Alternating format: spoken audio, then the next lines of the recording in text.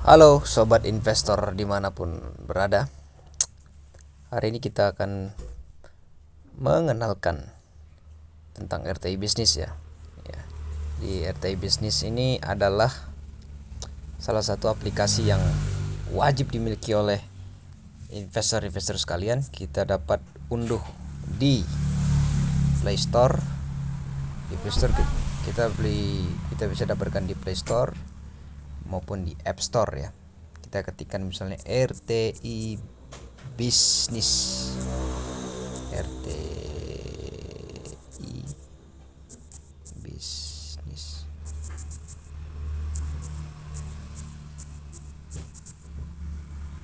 Oke, karena saya sudah menginstal sebelumnya di HP saya, maka kita langsung dibuka ya. Nah, dibuka seperti ini, kita langsung buka. Nah, inilah tampilan dari RTI yang berisikan mengenai rangkuman dari IHSG. Jadi IHSG itu adalah indeks harga saham gabungan yang ada di Indonesia. Nah, kita lihat di sini ada 1D ya. Itu artinya harga saham dalam satu hari. Ada 1 minggu, 1 bulan, 3 bulan, 6M itu 6 bulan, year to date hingga sekarang ya. Tahun ini hingga sekarang ya. Jadi terhitung dari 2 Januari ya. Terhitung 2 Januari hingga sekarang. Kemudian 1 tahun, 3 tahun, dan juga sampai dengan 5 tahun. Itu jadi ini merupakan rangkuman dari pergerakan harga saham yang ada di Indonesia. Dan kalau kita lihat misalnya di angka di sini ya, ada IDX ya. Kemudian ada tulisan 7.026.783. Itu tanda bahwa harga saham gabungan ya, di IHSG, di indeks harga saham gabungan itu sebesar 7.026. Dan karena ini warnanya merah, artinya bahwa IHSG kita menurun sebesar 49,80 atau dalam persentase 0,70% dari harga saham di hari sebelumnya. Jadi kalau misalnya 1D berarti 1 hari sebelumnya, seperti itu. Nah rekan-rekan, kalau kita lihat misalnya di sini ada open ya. Open, ada high, ada low, ada volume, ada turnover, ada frekuensi, up ya, ada down, ada unchanged, dan juga ada market capitalization. Jadi kita open itu berarti bahwa pergerakan harga saham yang dibuka pada jam market itu di angka 7.076, sekian. Kemudian tertinggi IHSG pada hari itu adalah 7.081, adapun yang terendah adalah 7.008. Jadi kita lihat misalnya di situ tadi di sini ya, di pergerakan saham ya di 76 ini, kalau kita lihat ya di angka merah dia turun dan terjadi turun hingga penutupan market ya. Jadi dia turun gitu. Kemudian kita beralih ke volume ya. Volume itu adalah jumlah lembar saham yang ditransaksikan, berjumlah 26,892 B ya. Artinya ada 26,89 miliar lembar saham yang ditransaksikan. Kemudian turnover adalah jumlah uang yang beredar pada hari bursa atau pada jam bursa, yaitu sebesar 12,254 triliun dengan jumlah nilai transaksi ataupun frekuensi sebesar 1.159.350, di mana ada 178 saham yang naik ya, adapun 360 saham yang turun begitu. Kemudian ada 152 saham ya yang tidak mengalami perubahan, di mana ada market capitalization ataupun jumlah harga keseluruhan dari saham-saham yang ada di IHSG, yaitu sebesar 9.264,675 triliun. Yaitu artinya kita butuh 9.625 triliun ya untuk membeli seluruh saham di IHSG yang ada di Indonesia. Nah, di DRT bisnis itu ya, kalau misalnya dia merah berarti pertanda harga turun, kalau hijau berarti pertanda harga sedang naik, seperti itu. Nah, rekan-rekan, jadi ada semacam laporan-laporan ya yang diberikan setiap harinya, seperti itu. Nah, itu di market. Kemudian kita beralih ke indices ya, itu merupakan indeks-indeks yang ada di dunia ya, seperti misalnya di New York ya. Kita lihat misalnya ada di New York, di JIF. Kemudian kalau di Asia juga ada di Tokyo ya. Ada Hong Kong, kalau kita lihat di sini ada Hong Kong. Ada Shanghai, Singapura, Jakarta, London, Frankfurt, Amerika dan lain sebagainya. Jadi itu adalah merupakan indeks-indeks yang ada di dunia. Kemudian ada watchlist.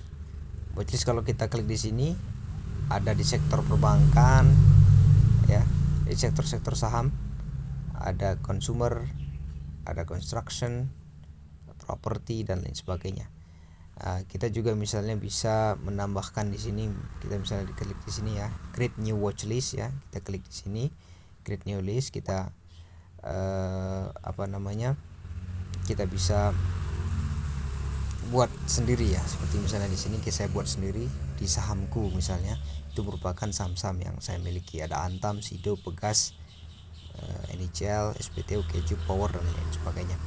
Kemudian di mover ya, kita beralih ke mover. Di mover ini berisikan mengenai gainer ya. Kalau gainer itu berarti saham-saham yang naik pada waktu itu ya, pada hari itu. Kita bisa atur di sini misalnya 1 hari, 1 minggu ya. Kita bisa atur waktunya 1 bulan dan lain sebagainya. Jadi kalau misalnya kita 1 day berarti ini 1 hari. Jadi saham-saham mana saja yang gainer ataupun yang untung di 1 hari, di waktu 1 hari. Kemudian ada loser ya. Kemudian ada aktif secara turnover, aktif di dalam volume, aktif di dalam frekuensi. Kemudian juga ada net foreign buy ya.